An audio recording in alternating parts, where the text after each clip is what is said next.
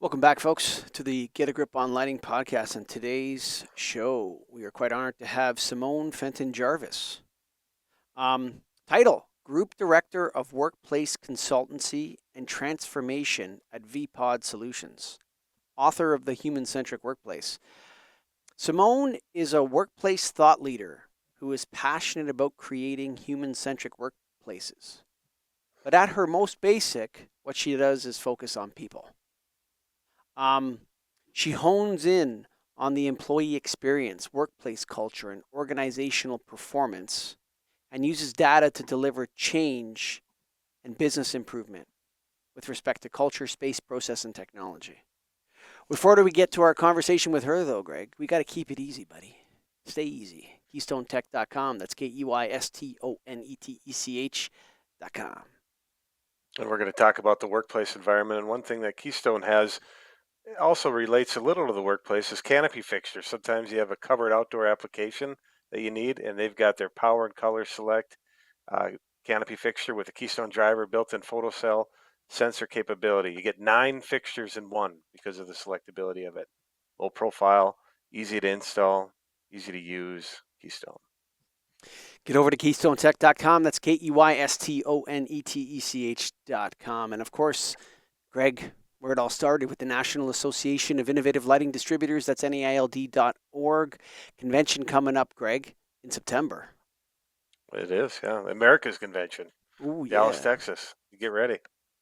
There's a little tour to go to the Dallas Cowboys where they play. We're going to check it out. And of course, we're going to learn all sorts of stuff about lighting. If you're a lighting distributor, if you're a darkness fanatic, if you are a lighting controls person, you got to join NAILD. Go to NAILD.org. Welcome to the show, Simone. Thanks for having me. Yeah, good to have you. Greg, as guys that sell light bulbs every day, I don't know where exactly to start with Simone. Do you have any good ideas of how to enter into this conversation? Well, it talks about the human-centric workplace. So let's just let's get into what I mean. I can guess what you mean, but why don't you define what you mean by that, and then tell us what you do. Yeah, sure. So essentially, the human-centric workplace started off really as how can we start putting people at the heart of the organisation rather than profit? It doesn't have to be a this or that, but essentially, a lot of the time, profit comes before people, and my ethos is that that's wrong, and it's not the way that we should be doing business today. And then also bring in the fact that profit often comes before the planet as well. And again, that's even more wrong. So my day-to-day job really is to work with organisations on how to improve their culture, how to improve the physical spaces, and the technology that they use to enable their people to do their job in a way that benefits the organisation, enhances their well-being, their sense of belonging and connection to the company, and doesn't have a negative impact on the planet. So, what got you into this? Oh, like most people, I fell into facilities management about 15 years ago now, and I fell into facilities management, and my career's just evolved from there really. And then during the pandemic, a publisher reached out to me and said, "Oh, do you fancy writing a book? We've been following you for a while. We like your blogs. Do you wanna write a book?" And I was like, "Yeah, I'll write a book. We're in the middle of a pandemic. I've got nothing else to do, so yeah, why not? I'll write a book." Bit crazy, really. And yeah, nearly 2 years on, and here I am. So yeah. That's a tall order, what you said there. That's a really tough challenge, Greg. I just want to make that comment, and then I'll let you go. Keep going, Greg. Yeah, no, I'm just curious. So are you still in facilities management, or are you full-time author now and out of that biz? Yeah, I wish. No, I won't say I wish, but maybe I don't actually. No, I so work as a consultant, working with organisations, so supporting the facilities management that is in house. I work with the facilities managers now, so I don't operationally day to day manage facilities anymore. Just more kind of swoop in and save or support people where they need me, and then swoop back out again. So yeah, it's a lot better for me now because it means that I can shut off at weekends and evenings, unlike most facilities managers. So I kind of get best of both worlds, really. Where's the demand coming from? Because if a lot of companies, you say, put profit before people, but who's reaching out to you, and why, and who's paying for it? You know? Yeah, yeah. So the organisations that reach out really are the ones that sometimes they just don't know what the issue is. So they might be having high churn in their organisation. They might be looking at their competitors and thinking, why have our people left and gone to a competitor? So essentially, they understand that they need to change something. And then often as well, it might just be, we've had our engagement survey results back, and actually we know that engagement's low. People are not engaged with our purpose. They're not engaged with the communications that are coming from senior or even mid management. Can you come and help us? So that's typically where I get involved. And it might also be we're in the middle of doing a fit out or a redesign of our workplace. We don't actually know what we need to do. Can you come and help? So So, yeah, it's quite a broad range, really. I studied a geography at university, and I took a course on social geography, and that's Yeah, the way that people interact with their spaces. And then I lived in Belfast for a year, where you had the Catholics and the Protestants, and how they would move through the spaces like there was this imposed yeah, separation that was chosen by the people in that town. So it's interesting. It sounds very similar, except on the interior. Like what you're doing is sort of like you started by changing light bulbs, and now you're into analyzing why people don't want to or want to be in a space. yeah, yeah. Essentially, it is. It's from a people, process, tech, space point of view, why do people like being there and why do they not like being there? And obviously, in the world now that we're in post pandemic, how can we get people to go back into a workplace that might have a lease on it for the next 15 years? And we know that it's not a space that's going to be kind of cold in the culling that is going on at the moment. So, actually, how can we make it a place that people want to come to rather than forced to come to? Because, that's for me, like there's obviously examples of certain leaders that are forcing people back to the office, but I'm definitely not an advocate for that. So Mm. it's more of how can we attract people instead. So lighting, our electric lighting plays a role in that, as does daylighting and fenestration and these types of things, windows and so on. But to just before we start getting into the specifics of the technical part of lighting, which is the focus of the show, I want to ask you, like, so when you're looking at a facility, if there's, let's say acrimony in the air, that's part of facilities management to remove the acrimony? Yeah. Yeah, so well, facilities management done right. I think it's got a bit of a bad rap, as in facilities management for years has been known as the bogs and the brushes. Actually, facilities management done right is they're the hub of the office. They know people. They know what's going on in the office. They know what tech people need. They know what spaces people are using. They know the names and the cats and the dogs. And they should just be that kind of community leader almost, and bringing that people together in the organisation. But yeah, that's where really we look at lighting as a facilities management point of view. And I remember actually a few years ago, I upgraded a building that I was managing. I upgraded all the lighting to LED. And I remember the feedback today because it'd gone from like the really dull halogen yellow horrible lighting to like almost like 60s workplace to this new LED kind of high energy efficient, a little bit more control where you could turn it on and off in certain areas or even turn it down. And I remember the impact of that when people were just like, wow, I can't believe how much difference this has made.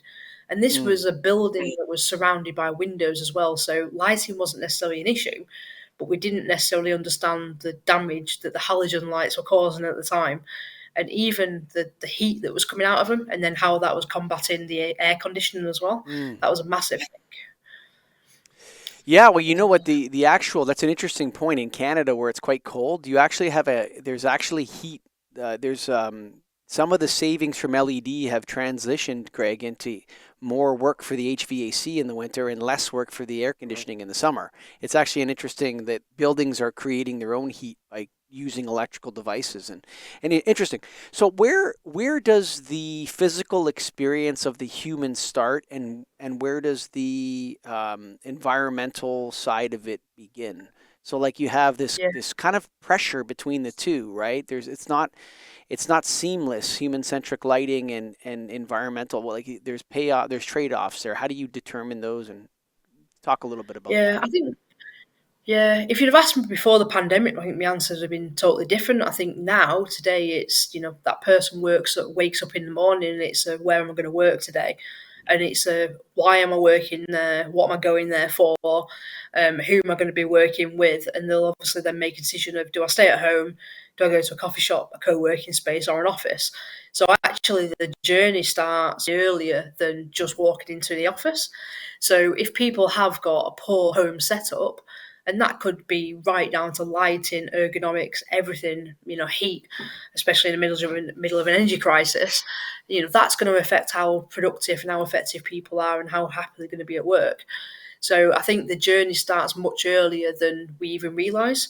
And there's obviously a big thing at the moment in facilities management of, is this hybrid way of working really going to affect the industry and our roles? And actually, it's no, not if you pivot quick enough, because facilities management doesn't have to be necessarily about that physical office that you've always been managing and always been working in.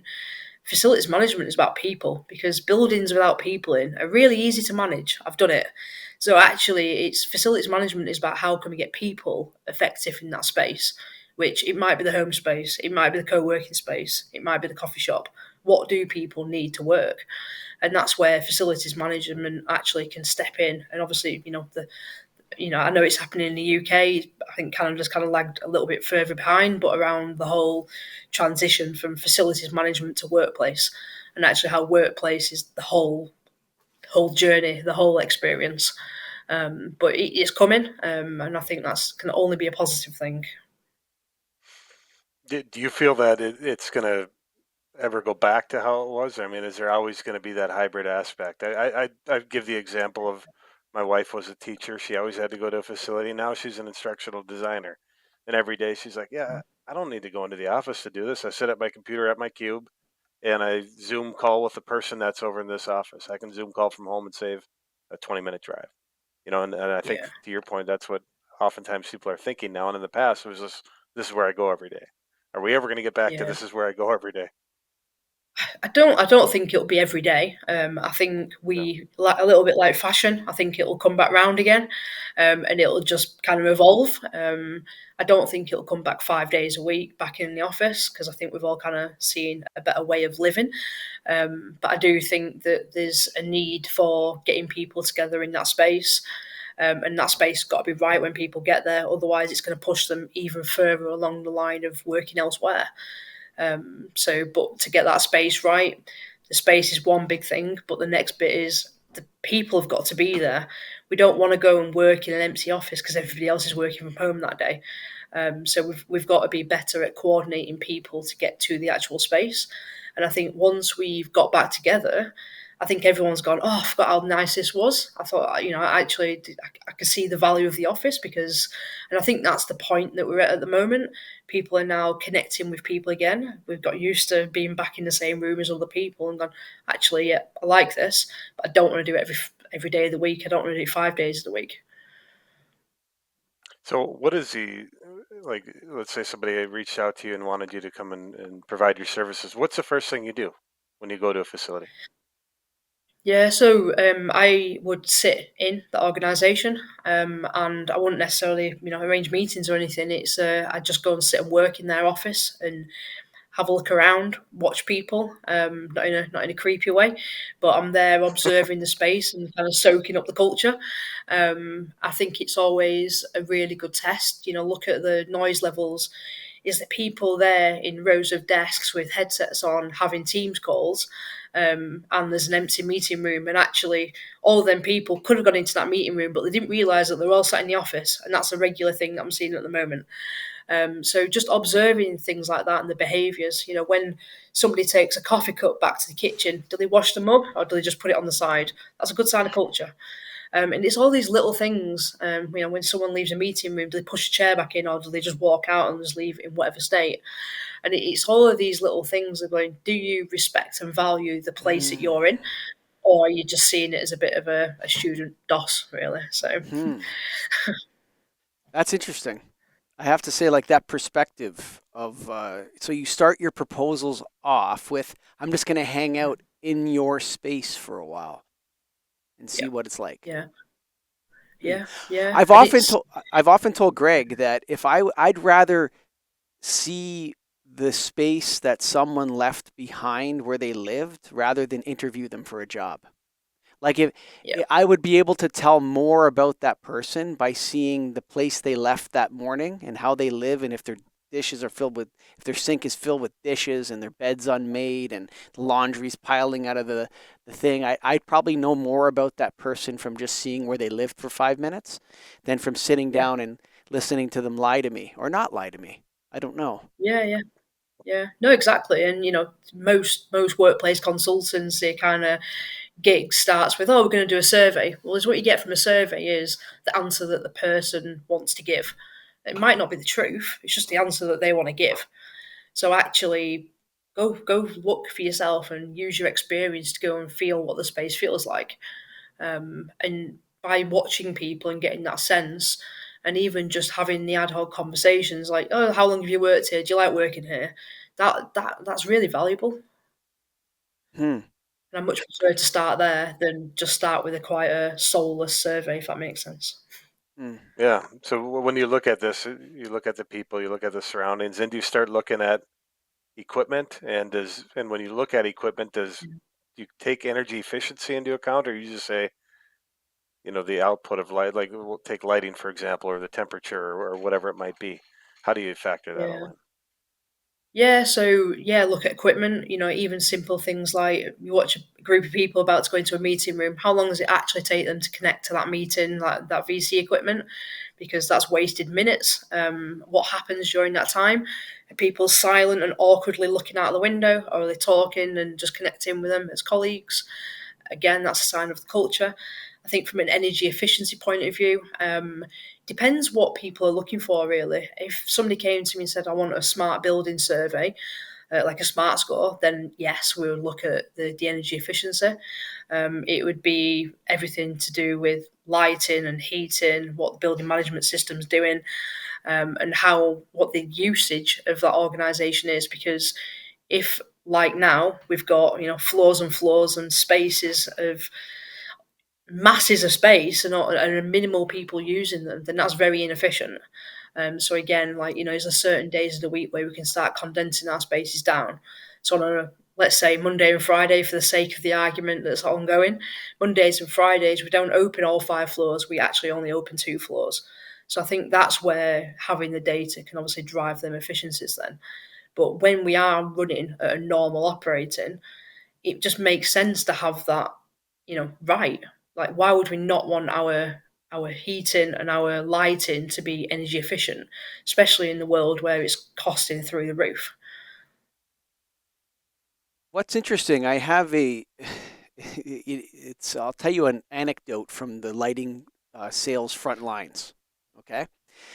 When it comes to lighting controls, which are it's very popular now to talk about advanced or integrated or connected lighting controls, these different words, right? And it's very popular to talk about this stuff now, but I was in lighting controls when they were dumb, okay? And they were just, the best you could get was like low voltage relays that you could connect multiple sensors to low voltage so they communicated with each other and stuff like that. But I could never sell this on ROI because after you did the lighting energy efficiency upgrade, there wasn't that many watts left to control, to turn off and on. And so the lighting project would have, say, a year and a half or 2 year payback. And then the lighting controls would be 5 or 7 or 10 years to pay back. And so not a lot of people actually went forward with these proposals. Okay, just simply because the financial aspect of it didn't make sense. But I hate it when people leave lights on, okay? It absolutely drives me completely crazy. And when my kid was asked the other day in his class, someone asked him, how often do your parents on your case to turn off their lights? And every student in the class put up their hands except one, my son. And he's like, how come you don't have sensors in your home to turn off the lights automatically? Okay.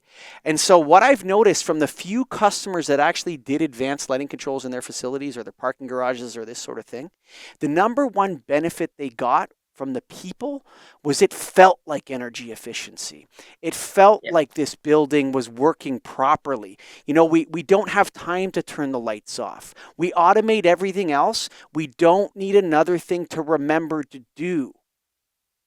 The Yeah. maintenance supervisor leaves his lights on in his office all the time. Turn your damn lights off. You're talking about pennies. You're creating acrimony. But when you give that guy a sensor so he does not have to think about the lights anymore, it's a wonderful gift, Simone, actually. Yeah, it is. And do you know what drives me crazy as well is when you look across London post normal working hours and it's lit up like a Christmas tree, and it's like, why is London lit up when there's clearly nobody in these office spaces? Mm-hmm. I'm sure it's the same, Toronto, Montreal, anywhere, any of them cities. It's like, why? Like, I don't. There's no excuse for it, and it's not Well, there is just. an excuse. There's not enough people that know how to do lighting controls properly, and I'm going to say that, Greg, from Yeah. the beginning. Do you know how many lighting controls projects are completely and totally screwed up by amateurs? Almost all of them. Yes. I can Yep. imagine the amount of electricians that I've worked with over the years that say, I'm a lighting control specialist, I can change your lights because I'm an electrician. That's a very different skill to actually getting lighting in an office efficiently working. It's not about just getting an electrician in to do the electrics. Lighting controls deployment in a differentiated environment is a skill that is learned through experience doing it. Yeah, Okay, yeah, so I have a lot of experience deploying, designing, and making like spaces be able to be viewed by a sensor and lights turned off. Okay, yeah, and what's yeah, happening is people think it's magic done by a computer on an app. That's actually not true. And they think when they turn on the app, Greg, with these controls, that everything's going to magically connect and work because there's an app for that. And there's no app for the skills of laying out a properly functioning passive infrared or ultrasonic control system into a bathroom so the lights actually go off, Simone, and are not kept on by something else. It's very difficult. But when it's done right, Greg, when it's done right, oh man, do people love it. yeah. To do it right costs money, I though, and that's know. the hard part Yeah. for I mean, people. you can do it Yeah. not on the cheap because that's not the great way. But even as an individual, I've got light sensors in my house as on the cheap. The kind of the Google Hive system, and I've got my heating connected up, lighting, and all these little sensors dotted around my house. So yes, if there's no movement in my house, the lights go off. And it's not just because of energy; it just seems normal. You don't leave a light in a room when you leave the room. And if I go into a room, I'm going to turn a light on. So why would I not let a sensor do that for me? Not So only even that, as though, a but why do I want to worry about lights being on or off? yeah, Peace of mind. yeah, Right. yeah, Like, I don't even worry about it anymore at my house. The yeah, lights just go on when they go on, they go off when they go off, yeah, and yeah, yeah. nobody's there. It And seems and you don't have to yeah, compromise anything. And guess what? It doesn't even need to be connected to a computer. Okay, I want to do a challenge with the Lighting Controls podcast, which is related to us, by the way. There's a Lighting Controls yeah, podcast, Simone. I have a yeah, challenge. I'll throw down a challenge to those guys.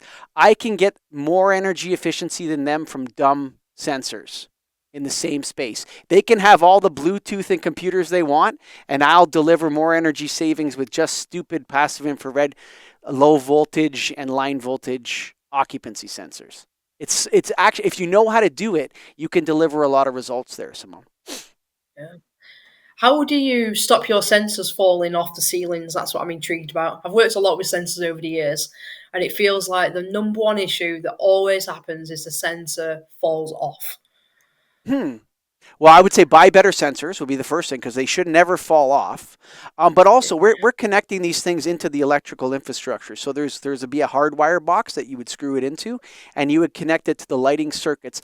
I don't know that much, Greg, about the Bluetooth side of it, but I imagine the mechanical connections would be very similar, would they not? They would, but I think it's the mounting of it. Sometimes there can be issues with it. A lot of times it's Mm. that double-sided tape. If you're doing wireless, for example. Oh yeah. Yeah. See again Yeah. the yeah. wireless. Yeah. Yeah. That's. It's the wireless that has always been a challenge. Like, whether it's been occupant sensors, lighting sensors, the Mhm. second that something's wireless and you're relying on a certain Velcro strip, let's say, they fall off, and it drives the end occupier insane. Yeah. Easier to install, tougher to maintain. That's the deal with it. Yeah, and it's Um, it's like, if you're expecting to put them there for any length of time, you're better off just hardwiring them because you don't have to think about it. Hmm. right. And in terms of the human-centric side of the workplace and lighting, a lot of times you mentioned a story about just going to LED and how it made a difference. But now the talk in lighting is that we need to have it color changing and intensity, dimming outputs, different outputs, even locations of lighting. Are you getting into that, or are you just sticking to the basics in terms of what the work you do? Yeah, no, I stick to what I do really. It's I think you can quite quickly become jack of all trades, master of none when you're working in facilities and office environments. I've got people that I would work with, and it is this organisation needs improved lighting. Okay, let's work with them. It might be acoustics. Let's work with them. So I think you sometimes the more you know, the more dangerous it gets, and you have to kind of draw the line. So I know what's needed from lighting, as in it needs to be energy efficient, and I need to be able to see.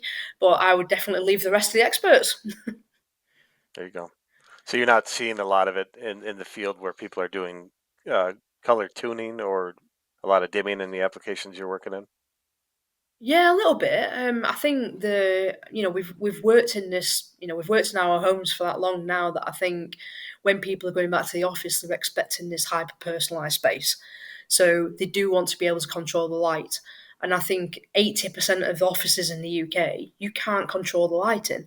It is, one person and it'll be the whole floor. You can't control an area of the lighting. And I think that is a problem when you've got people doing different tasks, people that have got different sensitivities. You might have people that are neurodivergent. You need to be able to control your space. I don't like working with massive bright lights in front of me. Some people do. There's all the web developers that I've worked with over the years, and they're like, "I just want you to turn the lights off. I just Yeah. want to sit in a dark room." Yeah. And it's just how they want to work. So why can't we offer that in a workplace? Why do we rely on there's all these grid lighting systems above our head and it's all going to be turned on by one light switch? It's insane. Yeah, that's where, this is where there's all these shooting stars that want to collide with one another, right? Yeah. And there's those two that are on a collision course with each other. One is tunability, the other circadian. You can't have both. Like, either you're giving people the option to control their lighting intensely or in some way, or you're going to give them circadian stimulus. They can't they can't have both of those things because and just anecdotally, Greg, what do when you offer people an ability to dim lights, what do? Dim the lights? They dim them. The first thing they Yes. do is go and lower the light output. That's the Yeah. first thing they do. And if I don't care what you could say, oh, that's not a double blind placebo study. Yeah, I don't care. If you give someone a dimmer in the workplace, the first thing the people go and do is dim them to about 50%. Maybe they go back up a little bit. That is anti circadian right off the top, right? Circadian wants to blast people with lumens. I don't know if that's ever going to make it in, Greg. I don't either. Yeah, that's the hard part. Is it's all the talk right now, but is it actually getting done? Who knows? I I don't know. don't I think think people are going to people want are that. paying more attention to it. I think people are paying more attention to it, and especially in like especially the home working, because amount of people now that are using like the sad lamps, the high lumen, to improve circadian rhythm and sleep and everything. I think people are getting used to using that in their home environments. So I think when that happens, it's only natural that then that request and that movement goes into the workplace. So I think it'll happen over time, because I think people are kind of getting there on that and the importance of light and daylight. And I think in winter in England, and obviously I know Canada's the same. You have a lot of daylight and a lot of dark nights, Hmm. and when you're going to work in the night and like in the dark, and then you're coming home in the dark, you're a bit like, oh god, like when's the sun going to come out again? Hmm. So actually, I think people are being, you know, you only sort of look at the growth of the different kind of like home setup lamps and stuff now, and bed lamps and all that kind of stuff.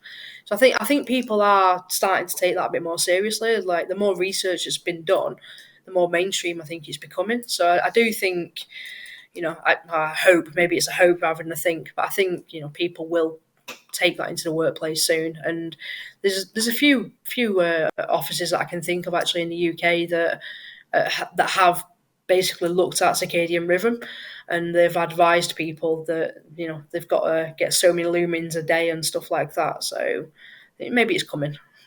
Yeah. It's interesting, Greg. There are proven ways now that we can mimic the effect of outdoor lighting. But I think the most attractive one, Greg, the one that's going to have the most penetration, and it's going to start on the high end and then it's going to get cheaper and cheaper, are these light fixtures that look exactly like windows or skylights. And the impression is that you're actually looking at a frosted window, not a light fixture.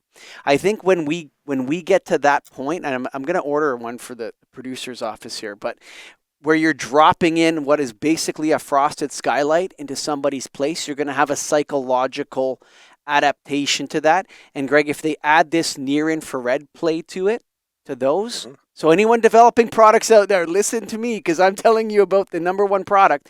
If you had the perception that somebody was viewing the outdoor lighting through a troffer or through a wall, and you mixed into that some near infrared, you would be really producing the psychological and physiological effects of sun exposure. I'm not kidding you.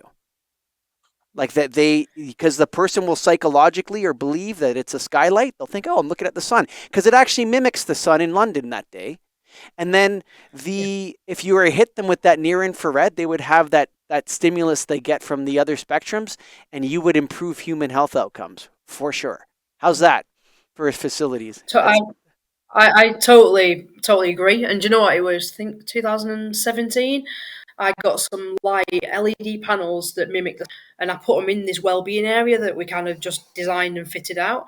And actually, people loved it because they go in, it'd be like, oh, it is literally like we can see the sky, and it made such a big difference. And I think when you look at biophilia, it's so easy to get drawn into, oh yeah, we're going to add more plants into the office, but nowhere in nature do you see plants growing up a wall and moss growing up a wall and like, oh yeah, but that's what we're going to put in our offices. And then you've got, oh, we're still going to have lighting that is a grid lighting system that just still looks like something that's been man-made. It's got to be more natural if we want the true effects of biophilia. You can't just keep being in this way. So I totally agree that it's got to mimic the natural world the best it can. One thing that's interesting about your title, the human-centric workplace. I don't know that we can ever get to that point. It's like an ever-achieving goal, right? Like you can always. I have a more point though. human-centric. I have a point I want to make after You can never after be- Simone responds. Yeah. But I'm just interested in your opinion on that, because it's like, hey, I'm going to make your place human-centric. Yeah, but then you could do more, and you could do more, and there's certain places you can't do a lot at. But are you ever going to achieve your goal of making a human-centric workplace? I don't ever believe that there's a start and a finish, and I know that kind of might drive some people, especially the CFO, a little bit crazy. But a workplace should never be finished, and the human-centric bit should never be finished, because our needs are changing constantly, and not only our needs changing, but if you look at how quickly technology is advancing, our needs are changing in line with that, and then what you can offer from a human centricity point of view is also changing in line with that. So I don't, years ago I used to think, oh, will we ever get to this point? And it was quite a depressing thought, really. But I think over the years, what I have come to is the conclusion of, actually, if we think we're done, probably failed, because actually you should never be done. You should always be reiterating and evolving. But that goes for everything, folks. Yeah. All things are continuous improvement, right? Yeah. Like that's the universe works that way. That's evolution, whatever your definition of that kind of thing. We're moving forward into the future, and we're always going to need to improve and make it better. Let me and sometimes we take steps back, actually, and the lighting industry has taken a massive step back with some of this LED stuff, Greg. I Like agree. it's like people listen, you can't be ripping fixtures out of ceilings every 5 years, okay? That's not a business model that's going to work for sustainability. But here's what I want to ask Simone before while I went on my little rant about sustainability, which is a personal rant I have, Simone. But here's something I want to ask you. Sometimes the best thing about coming to work for a lot of people is leaving work behind, right? And I think that a lot of people haven't thought about that enough. That, while working from home for some is very convenient and excellent and they love it, there's other people that, they kind of got sucked into working 12 hours a day and they felt like their home was invaded by the workplace. And maybe they actually appreciate the physical separation of home and work. What are your thoughts on that? Yeah, no, and like it was the same for me. I was working for a Canadian company during the pandemic, and I was obviously, 3,000 miles away from my colleagues. So I was essentially stuck in my home working. And I had no option, even if I wanted to go to an office. So I've got personal experience of this, and you do start climbing the walls a little bit. And since I've changed jobs, one of the massive things with me for was, can I go to an office at some point? And it's just having that separation, mixing things up a little bit, and seeing people in the flesh. And I think all of the work that I've done throughout the pandemic and like before that as well, people really struggle when they've not got boundaries. And Hmm. actually, we're really poor at maintaining our own boundaries if we've not been learned how to set them. So not to get too deep, but obviously it goes right back to childhood. But essentially, we need to know where our lines are, but we also need to set them red lines for ourselves. And Hmm. we need to have them lines of saying, I'm logging off at this time and I'm going to not just leave my laptop on the kitchen table. I'm going to pack it away and put it in my bag. Work's done for the day. I don't want to see it. I think the issue starts happening when the laptop's left open on the kitchen table. You start cooking tea and think, oh, I'll just pop on there and do something in a minute. And then an hour Hmm. later, you're going, oh, I might as well carry on now. And I've been sat here an hour. And then you got your other half screaming at you. But it's too easy. So you've got to be disciplined. And I think we can't blame home working or the organisations for our lack of boundaries. I think we need to really be intentional about what the balance looks like between home, work, life. So, Yeah, I think about what you just said there, and I think when you're talking about setting boundaries and maintaining boundaries, and I'll tie this into lighting somehow, Greg Eric, I promise. But the you know, if you have to enforce your boundaries, it means that you don't have any. Okay, so. When people say like you've crossed my boundaries, or when somebody, you get an email saying, and they write back to you, I don't answer email after 6 o'clock, but it's 7:15. Right? Well, why did you answer me? Right? You understand what I'm saying? And so, like, if your boundary is that you work until 5 o'clock, anything that you do for your company after that, including taking a call on your cell phone from your boss when you don't have to, including answering an email or anything like that, is you sabotaging your own boundaries. It's not the other people, okay? And you teach people, if you're going to work from home, you teach people how to treat you, which goes to my next point that I wrote down, but it wasn't about lighting, so I didn't say it. But if you're going to work from home, in my opinion, Simone, you're kind of that you're neither an employee nor are you an independent consultant.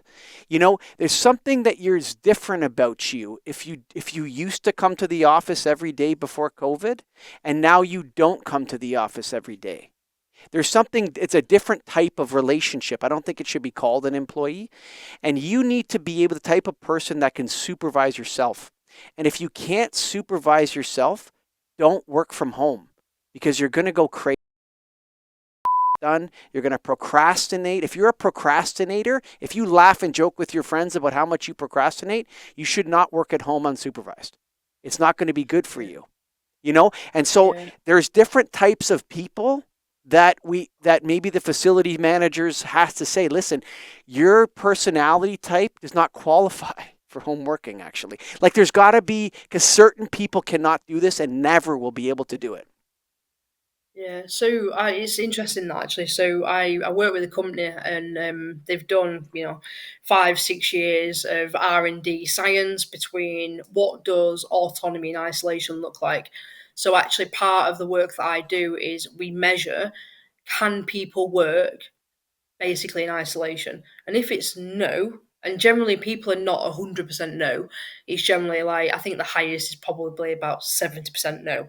So for them people, it'd be right, 1 day a week, you work in isolation, you can cope with that, or equivalent to 1 day a week.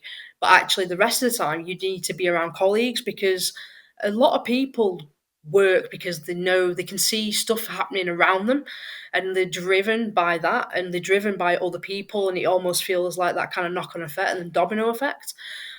Some people are awful at working at home, but I think you're still an employee. It's just you're an employee with flexibility. And I think what organisations need to do is recognise that even if that person is awful at working from home, you still need to give them the chance to do that because they will go and find a company that will allow them to do it. So you don't want to lose talent just because you're going, actually they're not the greatest. It's actually, how can we enable them to work from home? So do they have all the tools and tech? Do they have the line manager actually guiding them? Are they really clear about what their job is and how they're being managed? Because just because people are in the office doesn't mean that they're being productive. We know that Hmm. forever. Sure. So you've got the same issue of people sitting in the office and being really ineffective. So I think Mm. it goes both ways. I don't think it's an easy answer, Well, but yeah, I think it goes I'm going to back add to to what you being just said there. I yeah, only hire people when I'm interviewing people now, and I just hired some of my, mhm, but Scott, the producer, knows this person. What I talked to them a lot about was the importance of leaving work behind and having their weekends and evenings to themselves. And I really tested that in that person, and that person was very attracted to that. You know, yeah, you don't have to have your email on your phone, and I don't even want to know your cell phone number. yeah, Oh, what do you mean? yeah, Yeah, if you just come here between 9 and 5, that will be it. And there will be no contact with you after 5 p.m. on weekdays or on Saturday or Sunday. And so when I'm interviewing people, I'm looking for people that want that. And I want to employ yeah, those people because I need to work with as a manager, I can't, like, forget about just the employees. I cannot remotely manage anybody. Ask Greg. Talk about the nailed administrator. I cannot effectively manage people if they're not present with me. So as an employer, I know that. And so I have to hire people that do not expect to work at home and have no desire to work from home and don't want that option. Do you think you're missing out on talent though? Then is it that not? I manage in this certain way, therefore I will get other leaders in the organisation that will manage a different way because we'll attract different people. So you know your boundary. It's not their boundary; it's Mm. yours. I It's a know I manage this failure of way. me. It's my Yeah, failure that I can't yeah, hire that talent. It's not their fault, it's my yeah, fault, right? So yeah. the only people that I'm willing to remotely work with are people that are motivated by pay and get a piece of the action. And so I'm not paying them a salary or anything like that. And like, listen, I'm a paranoid boss. If I don't know if someone's being productive and working towards my goals, if I don't know that, I start paying attention to them a lot.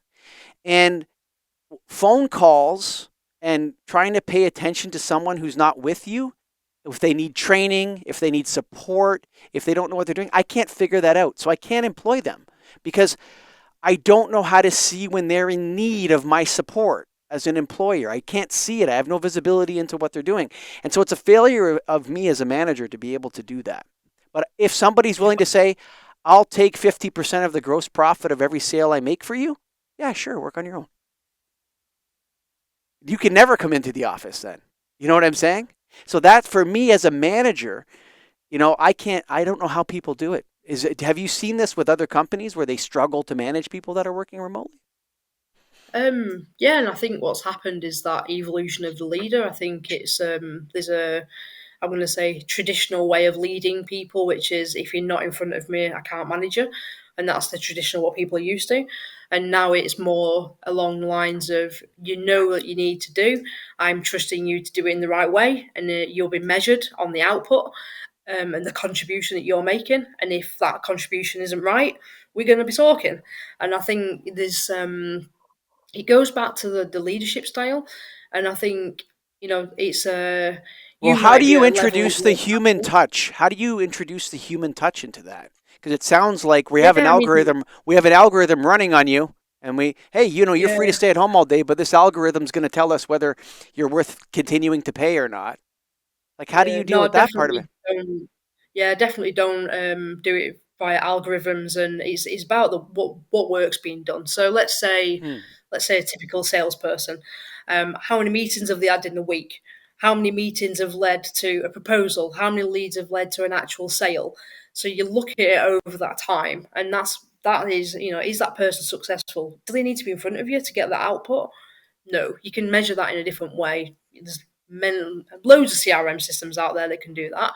So actually, it's that person doesn't need to be in front of you. You just need to have the clear measures and boundaries of, as an organisation, this is what we're expecting from you.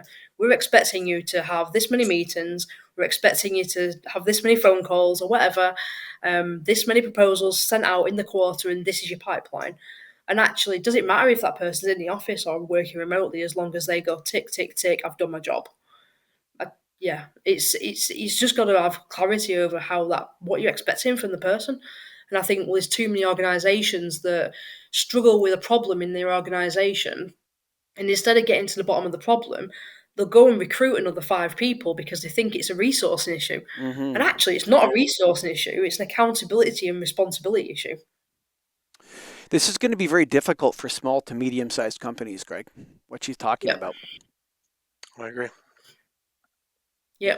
I mean, I've worked for companies and I'm literally like, so throughout my career, I've gone from 1,000 person organization to 35 person organization to 260,000 person Oh, organization globally, 26 billion turnover, crazy, crazy size.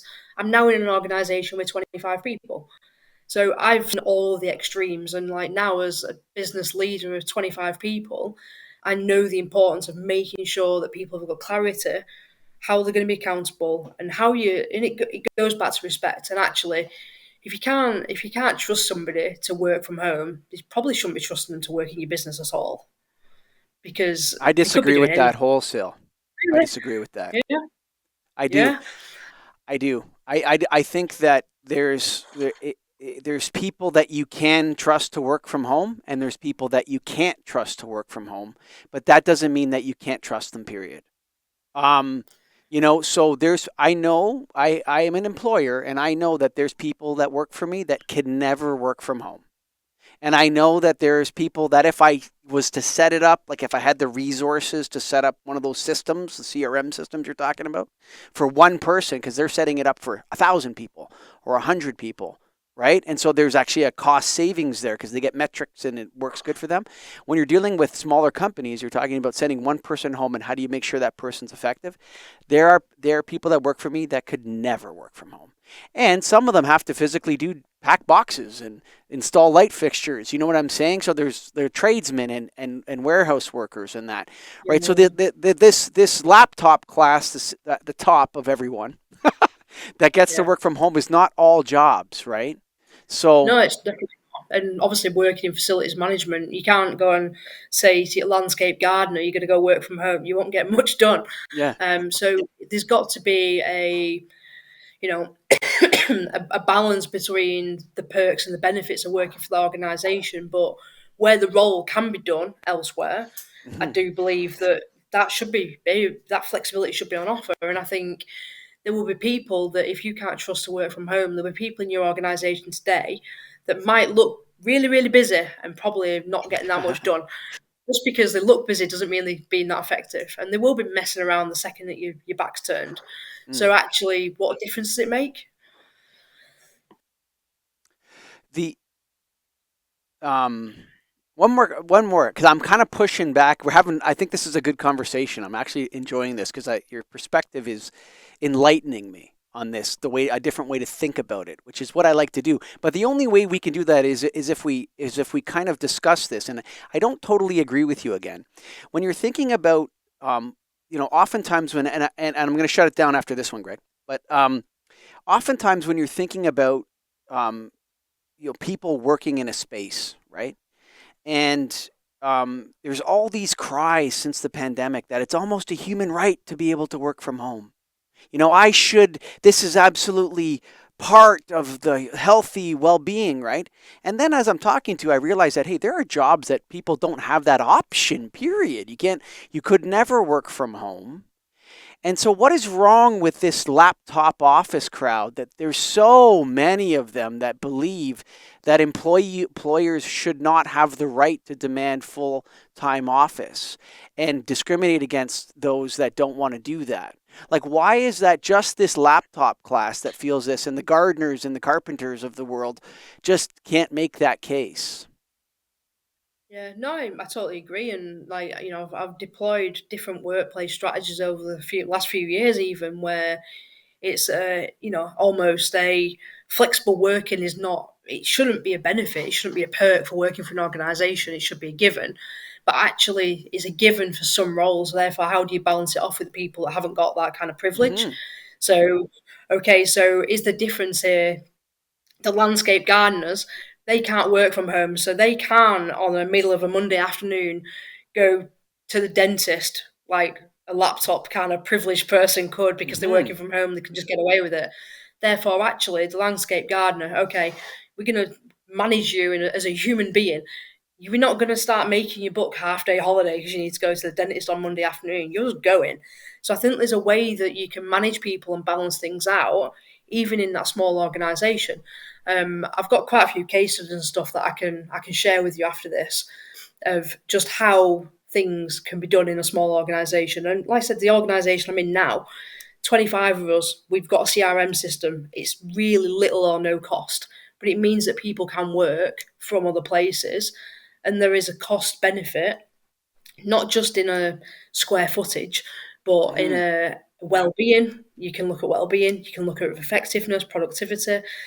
There's so many benefits that come off the back of it as well, which we are measuring. And I could come and work with your organisation and go, right, Yes, this, yes. let's measure I it. got I got Just one tell more you. question. I got one more question about this, right? What I found is, I have a certain amount of flexibility, in my office, but what I've always been sort of concerned about is some people learn to monopolize all the flexibility. So there are some people that in that hybrid relationship you talked about that seem to, when we're all going to work together, it's a small environment, we're going to help each other out to cover for each other and all this kind of stuff, because in a small company you don't have the same resources, right? You can't push, oh yeah, overflow goes to our call center in the Philippines button, right? We don't have that. So Yeah. but I found that, or I observed over time that certain people seem to monopolize all the flexibility and other people kind of get left out. Yeah. um how do you deal with that? Is that where you have to fire that person or talk to them about, hey, you know what? You can't be sick so much, or you can't ask Yeah. to work from home all the time because then nobody else gets to work from home. But you always seem to be wanting to do this, and then basically everyone's covered. How do you manage that out? Like, what do you do in that case? Yeah. Think, as companies evolve, there's certain people that should just be left at the bus stop. If they're not evolving and they're not in line, they're not behaving in the way that that culture, that organisation is, which is some days you're going to have to just muck in and get stuff done. You can't be the just because I'm going to work from home today because it's snowing outside and whatever, I'm going to work from home. Again, it's that belonging to the organisation and the bigger thing and the accountability and the expectations that are set. Like you don't want people like that in your organisation. And again, it's generally is what I've found over the years with any kind of rule, HR policy. It's Hmm. there for the 5% that are going to take the piss rather than the 95% that are trying to do the right thing. Mm. So True. actually, why don't we just get rid of them 5% and then we don't have to behave in this really? Because actually, as a smaller startup business, tech startup, whatever you're working in, you need to be agile, you need to be flexible.